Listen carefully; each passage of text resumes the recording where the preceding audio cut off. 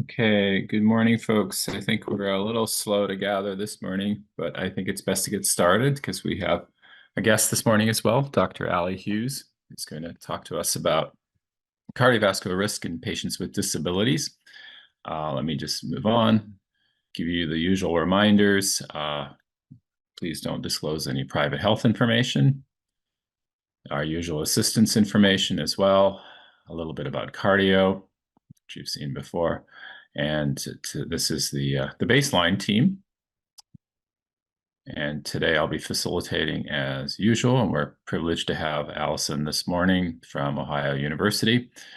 There's just one case today, which actually is nicely appropriate because it does deal with a patient with an intellectual disability. And I've asked Chris and Jim to talk a little bit about the case at the end. These are our usual disclosures. There's no change that I found from last week.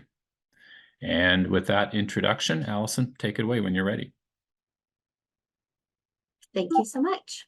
So thank you all for welcoming me this morning to this group to give this presentation. I'm going to talk to you a little bit about some work that I do and also some national and state level research on health equity, disability, and CVD risk. So here are the learning objectives. So I'm just going to define the intersection of these pieces. So health equity, disability, CVD, and diabetes. But also I'm going to give 3 examples of barriers people with disabilities face in healthcare and talk a little bit about strategies to improve those barriers and really improve health equity for people in the clinical setting. So just to set a baseline of knowledge here, up to 1 in 4 adults in the United States have some type of disability. The thing that I always say when I'm presenting this level of data at state level or even national level, as I say, the number is likely higher, but I just wanted to give you the baseline of what this looks like. In addition, you'll see it's about the same number of folks, about 1 in 4. Adults in Ohio have identified as having a disability. It's important to know, since I'm representing Southeastern Ohio this morning, being in Athens, is that we do see higher rates of disability in Appalachian Ohio, so in Southeastern Ohio. So with cardiovascular disease, so heart disease related hospitalizations in Appalachian Ohio are 40% higher than the national average, and importantly, 20% higher than the average in non-Appalachian Ohio. So like I said, there's this health equity intersection that we see in CVD, but we also see in diabetes where these hospitalizations are higher than the national average and even the state average. So it's definitely something to keep in mind when talking about this population. But also heart disease mortality rate is 22% higher than the national rate for those in Appalachian Ohio, and also 15% higher than the rate in non-Appalachian Ohio. So there's some really distinct barriers here, some distinct CVD rates here in Southeastern Ohio. And I really wanted to touch on those just to show you the differences. But also, just as an aside, you will see the same with diabetes, as I'm sure everybody on this call knows. We have really high rates of diabetes in Ohio, but then more exaggerated, escalated rates in Appalachian, Ohio.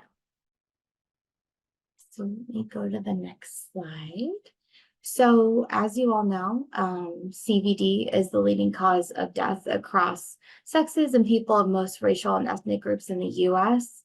And then the Ohio's age-adjusted rate of deaths from heart disease is 12% higher than the rest of the US population. So that also ties in, like I said, to disability and at this health equity bit of, we kind of have to go back to, but why? And how can we improve this? And how can we improve health equity? Because obviously there's some question marks here of why our rates are truly so high. I often encourage folks to go back to thinking about this systematically and structurally is, can we even get the patient in the door? to the clinic? Can we even improve education around this to get folks in the door to get screened? There's a lot of health literacy to be improved in this area. So talking about barriers to care for people with disabilities, this is really one of my key areas of research. I work a lot in diabetes and disability, specifically around blindness, and we see the same barriers in CVD as well. So transportation is a huge issue across our state, but more so, of course, in Southeastern Ohio. But around transportation, if you quote county resources that can take you to your appointment, but we know from research that often these transportation opportunities miss the mark as far as missing the appointment, not always being able to be timely at all. So, and honestly, not always being accessible. So this is something I feel that we get right in our county. We've got some great resources here for transportation, but I know some other counties can really improve here. We also know cost is an issue. Many folks with disabilities aren't aware of the resources that are available to them, whether it could be based on intellectual and developmental disability, it could be they were just in a car accident and now suddenly they have a physical disability. Folks don't really know about cost and how to improve that for themselves as far as resources go. So that is a really big barrier for folks.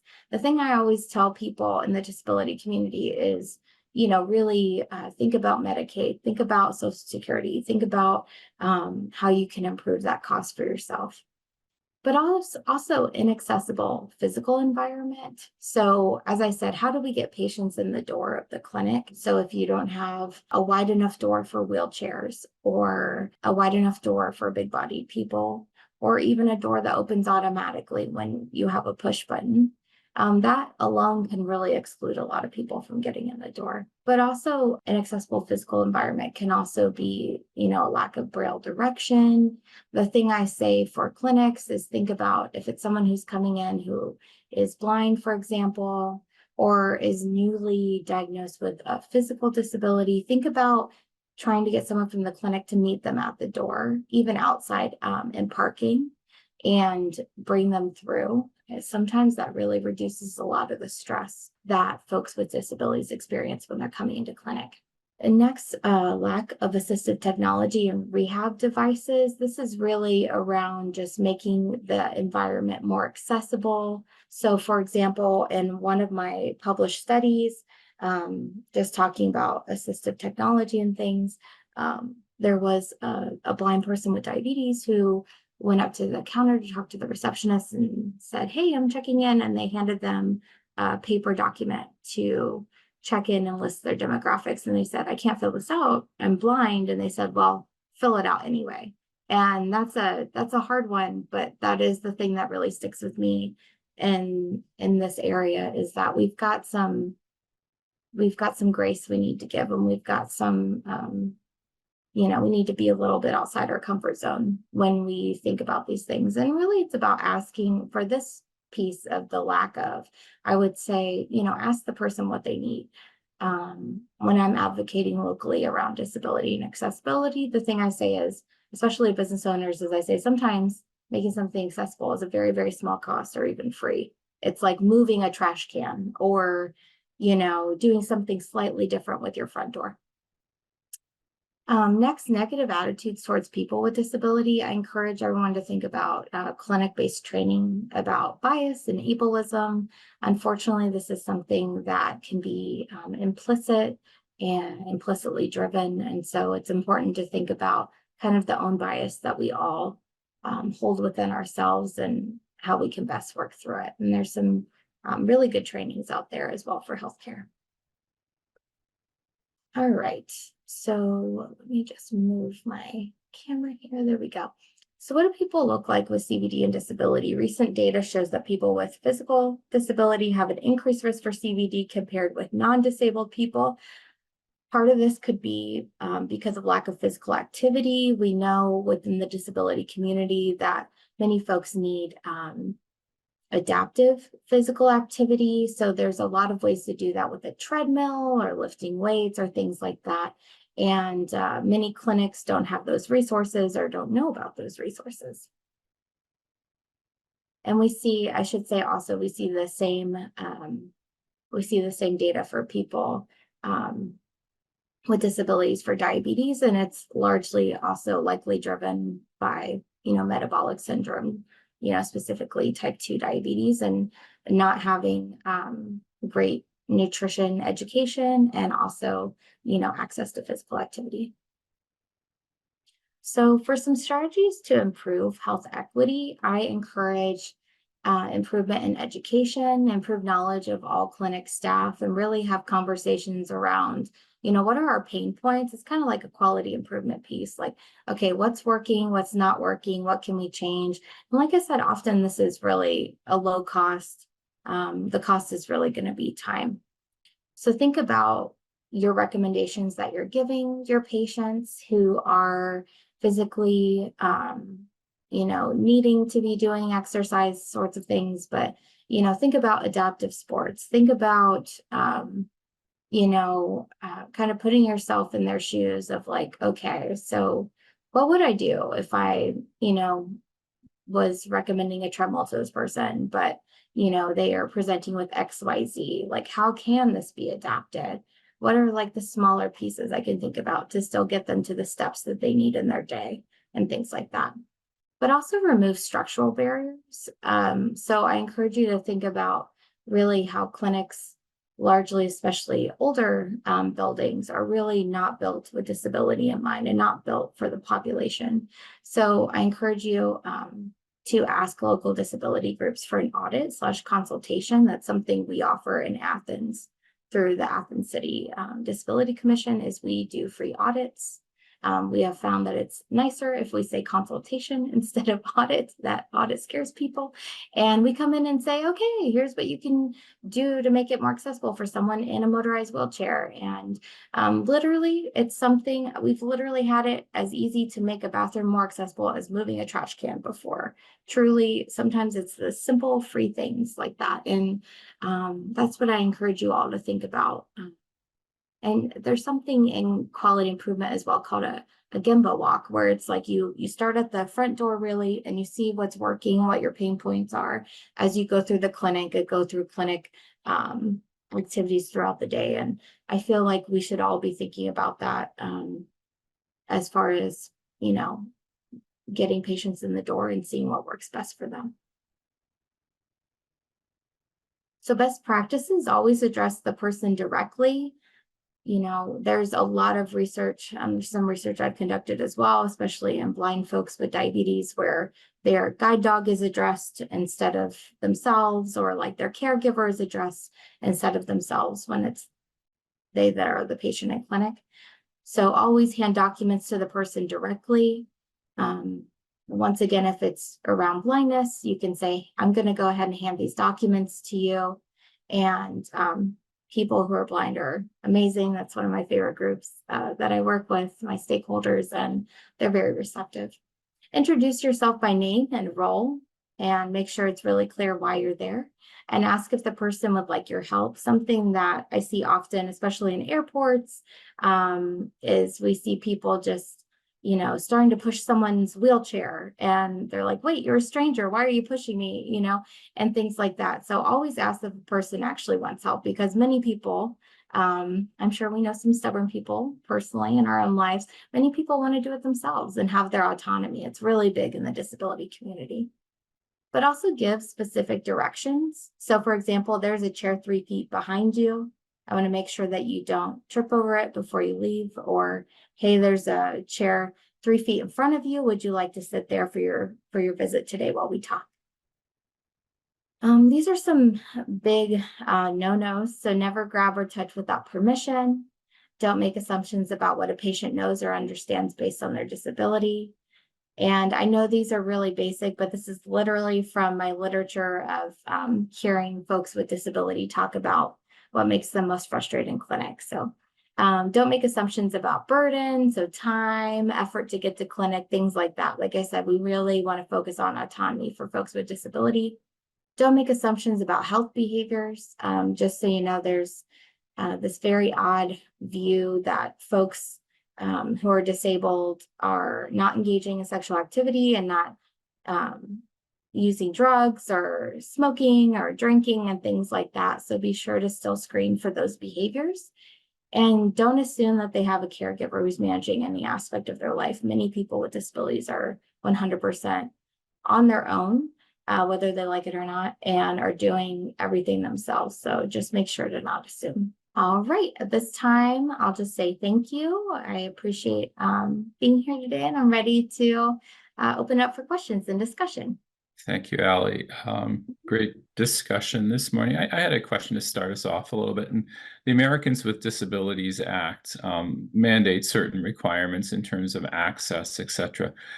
What's your impression of whether it's actually helping patients with disabilities access healthcare or So the first group that I think of when you say that is I think about folks who are deaf and hard of hearing and need ASL interpreters.